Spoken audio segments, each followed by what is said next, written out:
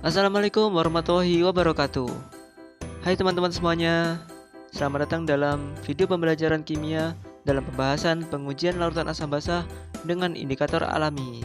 Bersama saya, Jihad Bilhaq Nasih, yang tentu saja saya tidak sendirian dalam membawakan video kali ini. Saya dibersamai oleh dua rekan saya, yaitu Amis Almatia dan Ardian Dana. Nah, sebelum memulai percobaan, kita kenalan dulu nih sama yang namanya larutan asam dan larutan basa. So, check this out. Nah, yang pertama, apa sih larutan asam itu? Dan bagaimana sih ciri-cirinya? Larutan asam adalah larutan yang rasanya asam. Senyawa asam dalam air akan terionisasi menghasilkan ion H+. Kemudian, larutan asam dapat memerahkan kertas lakmus. Larutan asam bersifat korosif, artinya dapat menimbulkan korosi pada logam. Dan larutan asam memiliki pH kurang dari 7. Contoh larutan asam yang sering kita jumpai adalah air jeruk dan air cuka.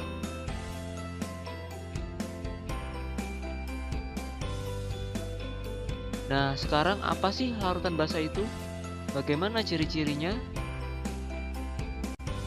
Larutan basa memiliki rasa yang pahit. Senyawa basa dalam air akan terionisasi menghasilkan ion OH-. Larutan basa dapat membirukan kertas lakmus. Dan larutan basa memiliki pH lebih dari 7. Larutan basa yang sering kita jumpai antara lain ada air sabun dan air kapur. Sekarang kita kenalan dengan yang namanya indikator asam basa.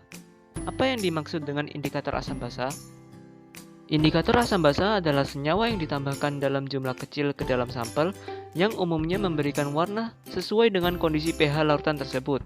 Artinya, warna indikator dalam suasana asam akan berbeda dengan warna indikator dengan suasana basa, yang nantinya akan kita manfaatkan untuk menentukan apakah larutan bersifat asam ataukah bersifat basa.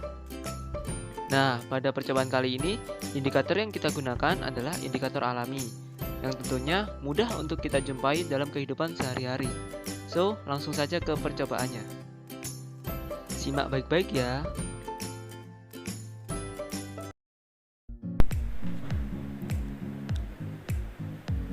Pada video pembelajaran kali ini, kita akan membuat indikator alami untuk menentukan sifat asam dan basa.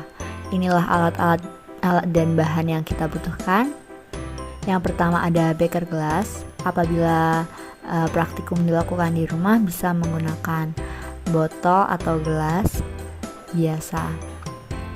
Untuk alat yang kedua ada mortar dan pestle. Dan di sebelahnya ada beker gelas lagi untuk menaruh larutan indikator alami yang akan kita buat. Di sampingnya ada spatula dan pengaduk atau stirring rod. Kemudian ada air panas dan air biasa. Di sebelah kirinya ada air kasa untuk untuk menyaring indikator alami yang akan kita buat nanti. Nah, untuk bahan yang kita tes ada asam cuka atau cuka dapur, ada jeruk nipis, dan juga deterjen.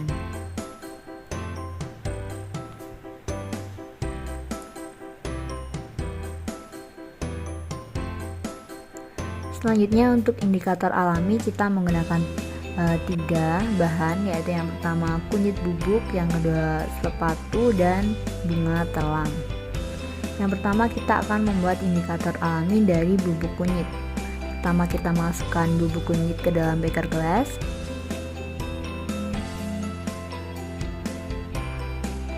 Selanjutnya kita tuangkan air biasa sebanyak kurang lebih 100 ml.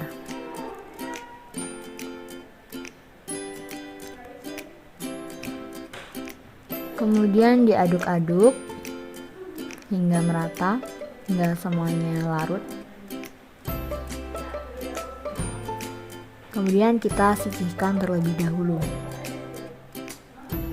Selanjutnya kita akan membuat indikator alami yang kedua dari bunga sepatu.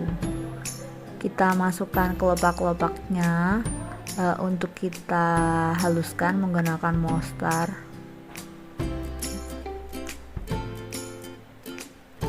Selanjutnya kita haluskan. Kemudian masukkan air secukupnya. Di sini juga pakai air biasa. Kita pindahkan ke beker glass. Lalu kita saring menggunakan kain kasa.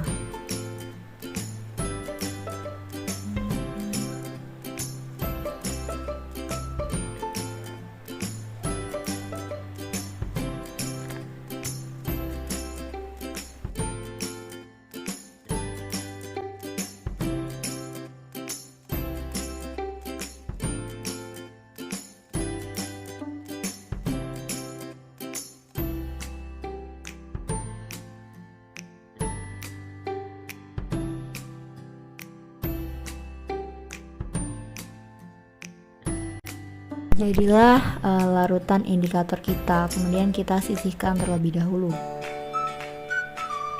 Yang ketiga, kita akan membuat indikator alami dari bunga telang. Kita masukkan bunga telang ke beker glass. Selanjutnya, kita tambahkan air panas sebanyak kurang lebih 100 hingga 150 ml.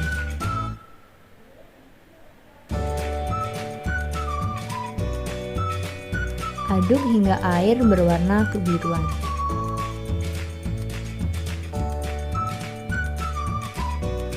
Setelah berwarna kebiruan, kita tuang ekstrak bunga telang ke dalam wadah yang lain.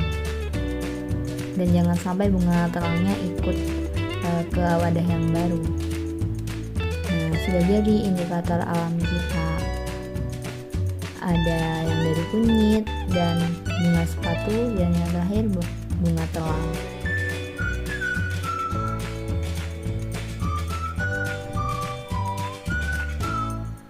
Selanjutnya kita akan memasukkan asam cuka, jeruk nipis, dan juga deterjen ke 3 beker gelas yang berbeda-beda. Ini setelah dimasukkan, di sebelah paling kiri ada cuka, yang tengah jeruk nipis, dan yang kanan ada deterjen. Untuk menguji, kita pertama pakai indikator kunci terlebih dahulu. Kita masukkan sedikit ke asam cuka, selanjutnya ke jeruk nipis, dan yang terakhir di deterjen. Dari sini kita aduk-aduk apabila kurang merata. Selanjutnya dapat kita lihat perbedaannya, di asam cuka berwarna kuning terang, di jeruk nipis juga kuning terang. Kalau di air deterjen warnanya kuning hampir ke jingga.